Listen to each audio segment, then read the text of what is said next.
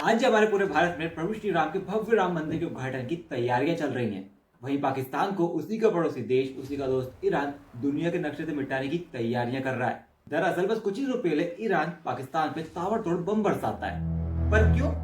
पाकिस्तान का favourite subject, terrorism के कारण। हालांकि अभी पाकिस्तान के लिए कोई नई बात नहीं है, क्योंकि वो कहावत है ना कि जैसा करोगे वैसा भरोगे। पूरी दुनिया जानती है कि पाकिस्तान उनके देश में आतंकियों को पालता है, उन्हें पनाह देता है। कुछ साल पहले साल 2011 में अमेरिका ने ओसामा बिन लादेन को पाकिस्तान में घुस के मारा था, क्योंकि ओसामा बिन लादेन पाकिस्तान में छिपा बैठा था। और जब साल 2016 में भारत में उरी मिलिट्री बेस पर पाकिस्तान के पाले हुए आतंकी जैश ए मोहम्मद ने जब अटैक किया, तो भारत ने भी पाकिस्तान में घुस के जैश ए मोहम्मद के आतंकियों को मारा था। वहीं 14 फरवरी 2019 का आतंकी हमला भी आप सभी को याद ही होगा, जब सीआरपीएफ के वाहनों के काफिले पर आतंकियों ने हमला किया, जिसमें 40 भारतीय सैनिकों की मौत हुई थी। फिर भारत ने अपने जवानों की मौत का बदला लेने के लिए पाकिस्तान में एयर स्ट्राइक की और जैश ए मोहम्मद के आतंकी ठिकानों को खत्म किया था। और अब ईरान ने पाकिस्तान के ऊपर एयर स्ट्राइक कर दी है। और यह अटैक ईरान की साइड से ऐसे समय पे हुआ जब पाकिस्तान के प्रधानमंत्री ईरान के विदेश मंत्री के साथ मीटिंग कर रहे थे। अब जो ईरान और पाकिस्तान है वो एक दूसरे के साथ 909 किलोमीटर की बाउंड्री यानी बॉर्डर शेयर करते हैं। अब ये वही ईरान है जब इंडिया से पाकिस्तान अलग हुआ और 14 अगस्त 1947 को एक अलग देश बना, तो उसी दिन ईरान ने पाकिस्तान को मान्यता दी थी, उसके साथ डिप्लोमेटिक संबंध स्थापित किए थे। यहाँ तक कि अब ये वही ईरान है जब इंडिया पाकिस्तान युद्ध चल रहा था तो ईरान ने पाकिस्तान की मदद की थी। अब 1965 के युद्ध में जो पाकिस्तान के फाइटर जेट हुआ करते थे, तो वो बचने के लिए ईरान की बॉर्डर में भाग जाते थे। वहाँ उन्हें शरण मिलती थी, यहाँ तक कि ईरान उन फाइटर जेट्स में तेल भी भरता था। और जब 1918 में इराक ईरान वॉर शुरू हुई, तब पाकिस्तान ने ईरान का इस जंग में खुल के सपोर्ट किया था। यानी टोटल मिला के बस मैं आपको ये बताने की कोशिश कर रहा हूँ, जब ये दोनों देश एक दूसरे का साथ इतना दे रहे थे, तो अब ये दोनों देश आपस में आखिर क्यों भिड़ गए? तो आइए जानते हैं, हमेशा की तरह एकदम शुरू से। तो आइए जानते हैं पाकिस्तान ईरान के बीच की लड़ाई की वजह आखिर है क्या। शुरू करते हैं इस वीडियो को। अब ईरान पाकिस्तान की इस लड़ाई में ना थोड़ा सा रोल अफगानिस्तान का भी है। साल 1988 बीतते बीतते जो ईरान इराक की वॉर थी वो खत्म हो जाती है और पूरे 8 साल चले इस युद्ध में 8 से 10 लाख लोग मारे भी जाते हैं। और अब इसी बीच अफगानिस्तान में एक नई लड़ाई की शुरुआत हो चुकी थी। अब जो मुजाहिदी थे वो आपस में ही लड़ने लगे थे, तो पाकिस्तान इन्हें समझाने के लिए इनकी लड़ाई में कूदता है। टोटल मिला के पाकिस्तान अफगानिस्तान में किंग मेकर की भूमिका हासिल करना चाहता था, लेकिन यहाँ पाकिस्तान की एक नहीं चली। इसमें अब पाकिस्तान क्या करता है ना, वो तालिबान को बनाने में मदद करता है। और कुछ सालों बाद 1996 आते आते तालिबान ने काबुल पर भी कब्जा कर लिया। अब मैं आपको बता दूं कि जो तालिबान है वो एक सुन्नी इस्लामिक गुट है। तो अब उसने क्या किया ना, शिया मुसलमानों को निशाना बनाना शुरू कर दिया। अब इससे ना ईरान काफी ज्यादा नाराज होता है, क्योंकि जो ईरान है वो एक शिया आबादी वाला देश है। अब ईरान में ना लगभग 90% शिया है और 10% सुन्नी है। वहीं पाकिस्तान में 90 से 95% मुसलमान सुन्नी है और 5 से 10% भी शिया है। और ये इनके बीच की लड़ाई का एक बड़ा कारण भी है। और वहीं अब कुछ सालों बाद 1998 में 11 ईरानी नागरिकों की हत्या हो जाती है और ईरान ने ना इन्हें मारने का सीधा आरोप तालिबान पे लगाया और अपने 3 लाख की फोर्स को अफगान बॉर्डर पे भी उतार दिया। हालांकि ये मामला बाद में किसी तरह शांत हो गया। अब आपको पता है कि तालिबान के पीछे पाकिस्तान था, तो इसका सीधा असर ईरान के साथ उसके रिश्तों पे भी काफी बुरा पड़ा। साल 2001 आया, अमेरिका पे 9/11 का आतंकी हमला हुआ। इस हमले में 3000 से ज्यादा लोग मारे गए। Our very freedom came under attack in a series of deliberate and deadly terrorist acts.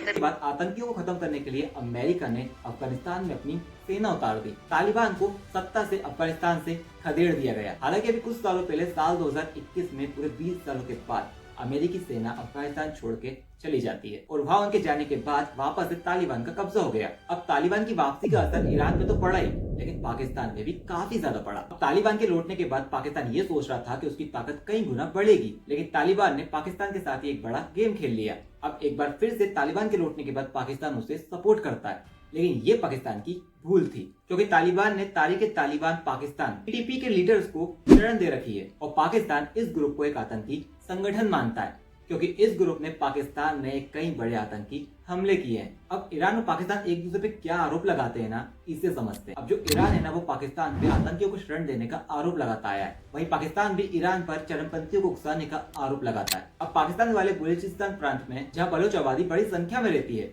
वहीं पर Balochistan liberation front, Balochistan liberation army, Baloch nationalist army, Baloch republic army जैसे गुट एक्टिव है।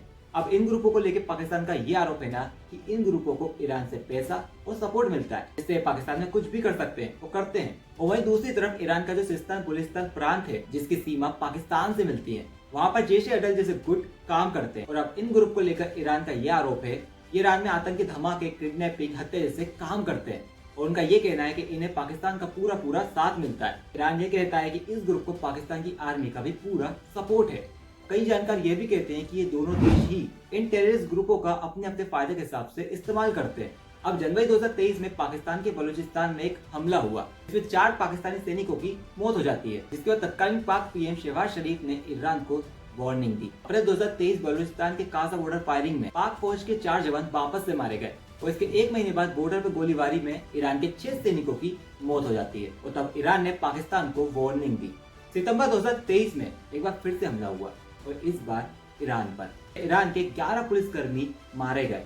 तब ईरान के गृह मंत्री ने पाकिस्तान को जैश ए अदल पर लगाम लगाने के लिए कहा था और फिर एकदम अचानक से 16 जनवरी 2024 को ईरान ने बिना किसी वार्निंग दिए ही पाकिस्तान की सीमा में बमबारी कर दी, यानी सर्जिकल स्ट्राइक कर दी। अब जो ईरान की सरकारी मीडिया है ना, उसके मुताबिक ईरान ने जैश ए अदल के 2 ठिकानों को निशाना बनाया था। अब पाकिस्तान इस हमले के बाद ईरान की काफी ज्यादा निंदा करता है और इस हमले को इनलीगल बताता है और कहता है कि इसका अंजाम बुरा होगा और इसकी पूरी जिम्मेदारी ईरान की होगी। अब पाकिस्तान ने आरोप लगाया कि इस हमले में से टेररिस्ट नहीं बल्कि उनके कुछ सिटीजनों की भी मौत हुई है, इसमें 2 बच्चों की मौत हुई है और कुछ सिटीजन घायल हुए हैं।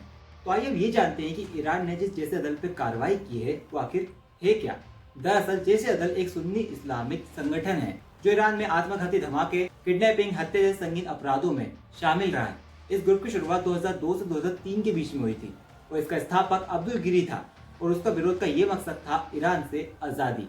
लेकिन साल 2010 में गिरी पकड़ा गया और उसे मौत की सजा सुनाई गई और उसकी मौत के बाद उसका ये ग्रुप अलग अलग हिस्सों में बंटता चला गया और इनमें सबसे पावरफुल एक ग्रुप बना वो था जैश ए अदल, जो ईरान में आतंकवादी गतिविधियों को अंजाम देता है। अब ईरान का ये दावा है कि इस ग्रुप को अमेरिका, इजराइल, सऊदी अरब, पाकिस्तान और यूएन जैसे देशों से पैसा मिलता है। अब थोड़ी सी दिलचस्प बात ये भी है कि ईरान के साथ साथ खुद अमेरिका ने भी जैश ए अदल को एक आतंकवादी संगठन घोषित कर रखा है। हालांकि अब देखा जाए ना तो ईरान ने बस कुछ ही दिनों में एक बहुत ही आक्रामक रूप अपना रखा है, क्योंकि उसने सीरिया और इराक में भी अपने विरोधी आतंकवादी ग्रुपों पर बिल्कुल ऐसे ही हमले किए हैं जैसे उसने पाकिस्तान में किए। अब सवाल ये उठता है ना कि आखिर ईरान के इस हमले के बाद पाकिस्तान आखिर क्या कर सकता है। क्या ईरान से पाकिस्तान का अगर युद्ध हो गया तो क्या पाकिस्तान ईरान से लड़ सकता है। हालांकि जो प्रेजेंट में पाकिस्तान के हालात है वो ऐसे है नहीं कि पाकिस्तान किसी भी युद्ध को लड़ सके। अब डिप्लोमेटिक विरोध तो पाकिस्तान ने दर्ज करा दिया है और ईरान से अपने राजदूत को भी वापस बुला लिया है। हालांकि अब ईरान और पाकिस्तान की पावर का अंदाजा लगा जाए तो ईरान से पाकिस्तान काफी आगे है। अगर आप मिलिट्री में कंपैरिजन करोगे तो ईरान से ज्यादा मिलिट्री पाकिस्तान के पास है। यहाँ तक कि पाकिस्तान के पास एयरक्राफ्ट, टैंक वगैरह सब ईरान से ज्यादा है। लेकिन आज की तारीख में पाकिस्तान के पास ईरान से युद्ध लड़ने के लिए है नहीं, तो बस वो एक ही चीज है और वो है पैसा। लेकिन पाकिस्तान के पास इस समय युद्ध लड़ने के लिए पैसा ही नहीं है और ईरान इस बात को बहुत ही अच्छे से समझता है। हालांकि अब ये देखने लायक हो सकता है कि ईरान पाकिस्तान के बीच में आगे क्या होगा। तो ये वीडियो थी ईरान पाकिस्तान के बीच की लड़ाई की और आपको ये वीडियो कैसी लगी हमें जरूर बताएं और इस वीडियो से आपको कुछ सीखने को मिला हो, कुछ समझने को मिला हो तो इस चैनल को सब्सक्राइब जरूर करें। तब तक के लिए जय हिंद, जय भारत।